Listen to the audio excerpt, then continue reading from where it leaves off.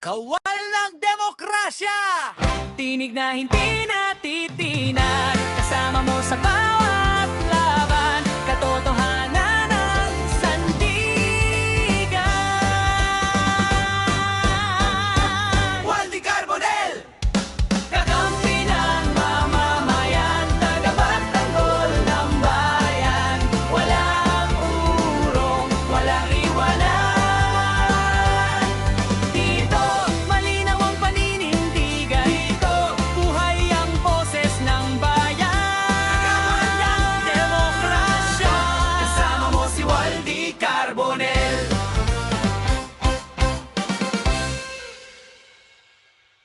Sa bawat tanong, may katotohanan.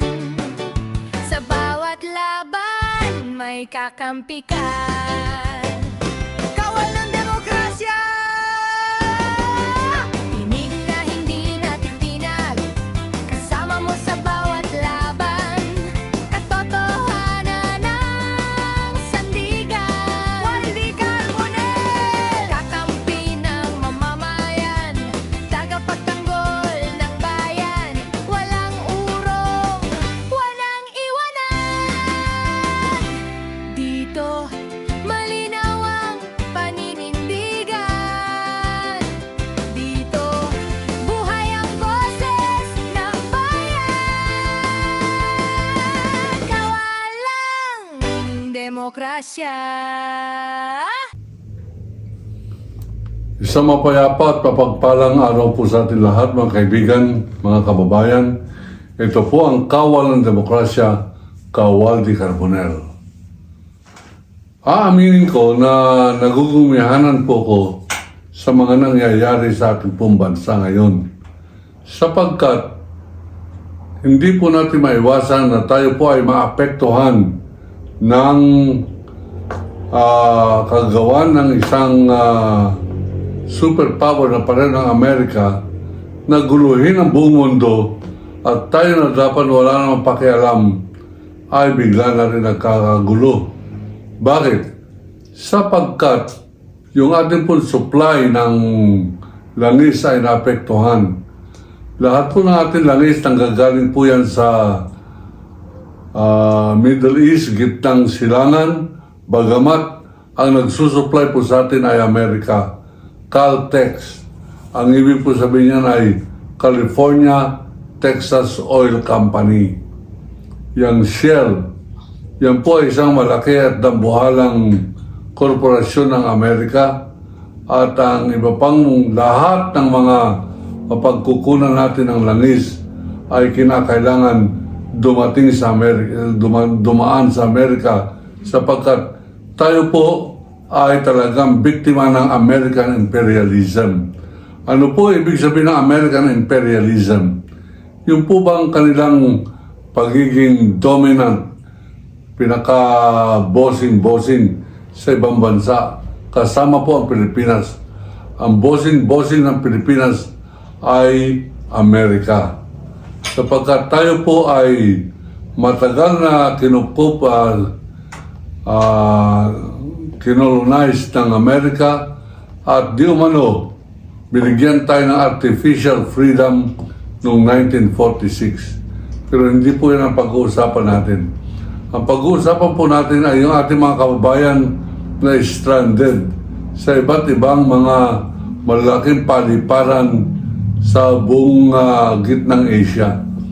At sapagkat ang inaaway ng Amerika ay taga-gitnang Asia, malamang na sila po ay madadamay dyan at ang payo sa kanila ng karamihan nila lang mga kababayan, kamag-anak, umuwi na kayo sa Pilipinas. Ngayon, napakarami pong gustong umuwi sa Pilipinas. Kahapon ng isang araw, alas 3 ng hapon mga kaibigan, dumating po ang 370 Filipinos, mga overseas Filipino workers mula po sa Qatar at sa gitnang sa Dubai mga kaibigan. 370 po ang mga nagkakagulo ngayon sa buong gitnang Luzon ng mga Pilipino ay umaabot po sa 30 million, 30,000. Ano po ang gagawin natin? Siguro dito po natin ipapakita na sa alin ng nagbabangayan, nagsasalita na naman si Boba Sara Duterte na sabi niya, dapat silang gawin ni BBM, hindi ang kanyang pa-travel, hindi ang kanyang pa-speech, hindi ang kanyang pa-interview. Politika na naman, mga kaibigan. Ang akin pong isa-suggest ganito po. Tayo po ay nakadiscovery at dapat ipagpatuloy natin ang pag-uusig ng napakalaking iskandalo sa ating pong budget. Nag-open ngayon mga diskaya ng maging Witness Protection Program. Nasabi lamang ni dating Secretary ng Justice, mag-restitute kayo. Ibig sabihin po, magandang loob kayo at ibalik ninyo yung parte ng inyong mga nakulimbat sa Kaban ng Bayan. Umobject po na malaki ito si Marcoleta. Ang sabi niya, bagamat hindi niya raw kilala ang mga diskaya, sinungaling. Asawa niya ang principal insurance officer ng mga diskaya sa kanilang mga ghost project.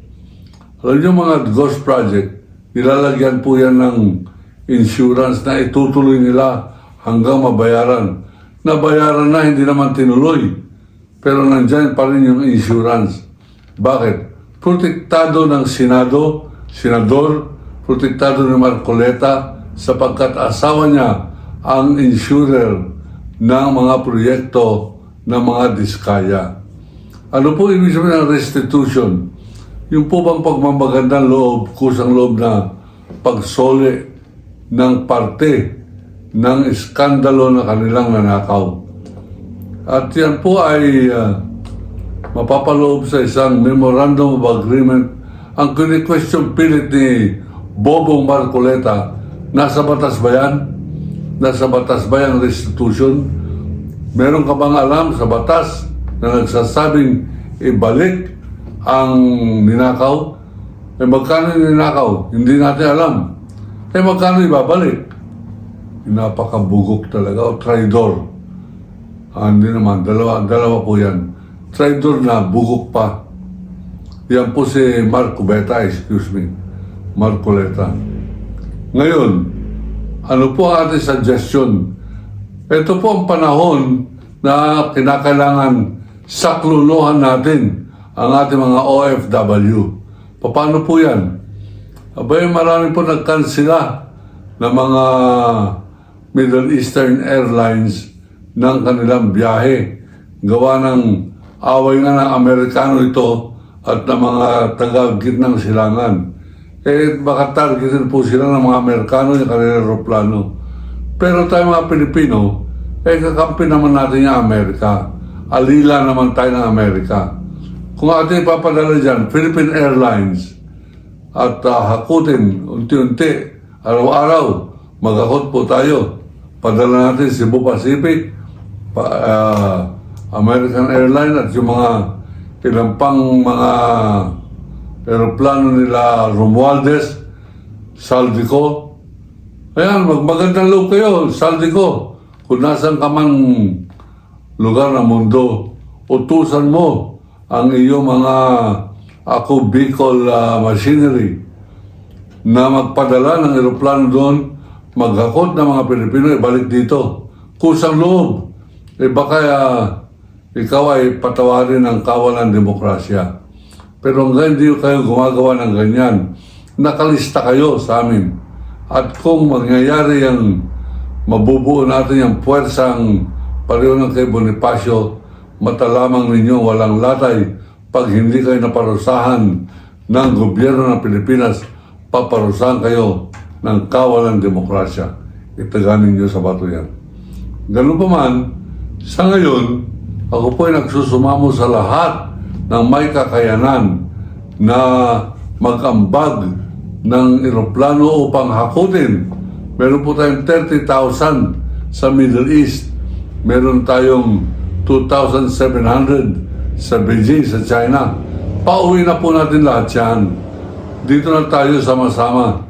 Hindi man natin sila mabibigyan ng kasaganahan sapagkat ultimong yung libreng sakay program ni Duterte noong araw, kawawa po yung may-ari ng mga sasakyan. Hanggang ngayon, hindi pa pala nababayaran ng Duterte administration 32 million pesos. At ang sabi po sa telebisyon, baka hindi na raw sila mabayaran. Abay, tutulong-tulungan po natin yan ng pagpapaalala. In the meantime, ito po mga kalokohan ng mga Duterte, dapat tigilan na muna ninyo. Magtulungan muna tayo. Kayo ay tumulong muna. Kayo mga Duterte kayo. Nagbabanta-banta pa itong pulong-pulonggis na ito na pag may nangyari daw sa tatay niya, guguloy niya buong Pilipinas. Anong tingin mo sa amin? Mga duwag? Hoy! Hindi kami mga Bisaya. Hindi kami Davao. Ako, Ilocano.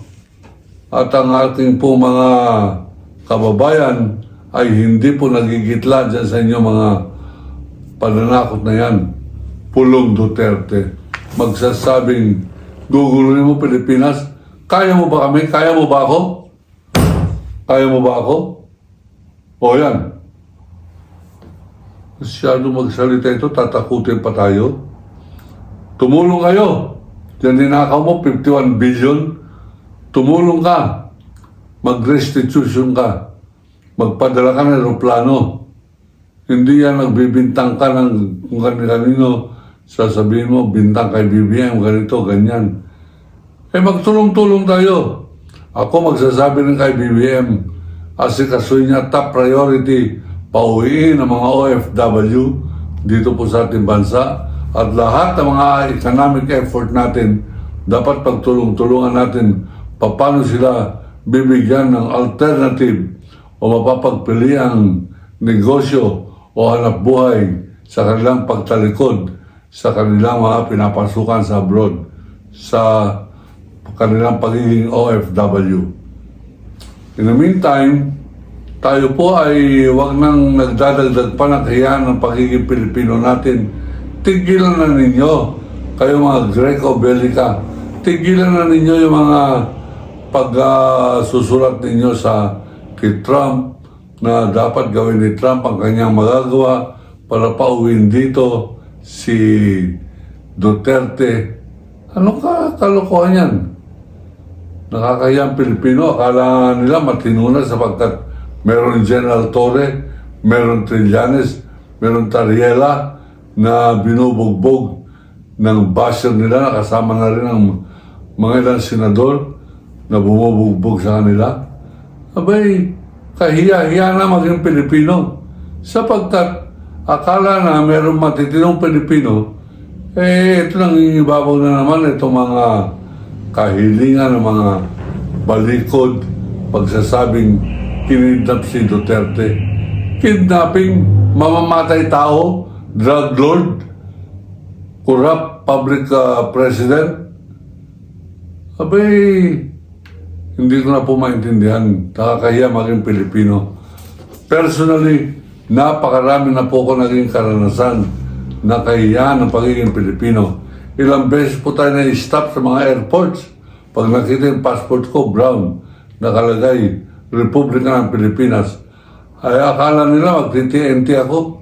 Napapaaway po ako parati. Sapagkat ang kasalanan ko lamang ay pagiging Pilipino. At ang aking pagiging Pilipino ay sapagkat nagkakaroon tayo ng mga DDS, nagkakaroon tayo ng Sara Duterte, nagkakaroon tayo ng mga Greco-Bellica, nagkakaroon tayo ng Marcoleta, Atty. Balikod, Atty. Topacio, mga Pilipinong pulpol na dapat ikahiya. Yan po ang ating pagtutulong-tulungan. Huling salita, gumawa po tayo ng ating magagawa upang maibalik, makaambag kayo sa pagbabalik o pagpapataguyod ng dangal ng pagiging Pilipino. Tayong lahat ay hindi mga tanga, bobo, pareho ng mga lahat ng mga naniniwala kay Duterte, tanga at bobo. Kayo ang naging dahilan kung bakit nakakahiya maging Pilipino sapagkat yung Pilipino gangster na si Duterte ay inyo pang dinadambana hanggang ngayon at inyo pang pinaglalaban sa buong mundo. Kakahiya kayo, nakakahiya.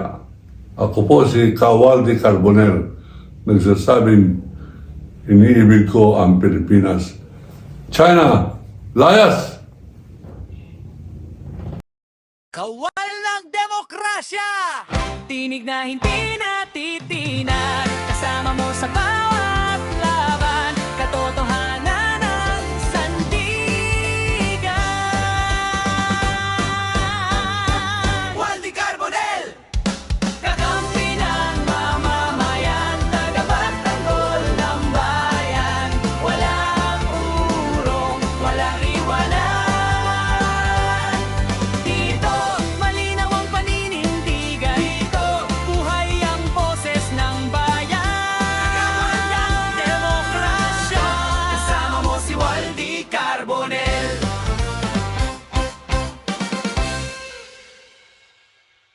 Sa bawat tanong, may katotohanan. Sa bawat laban, may kakampi ka. Kawal ng demokrasya! Tinig na hindi natitinag, kasama mo sa bawat laban, katotohanan ng sandigan. Waldi Carbonell, kakampi ng mamamayan, tagapagtanggol ng bayan, walang urong, walang iwanan. Dito, malinaw ang paninindigan. Dito, buhay ang boses ng bayan. Kawalang demokrasya.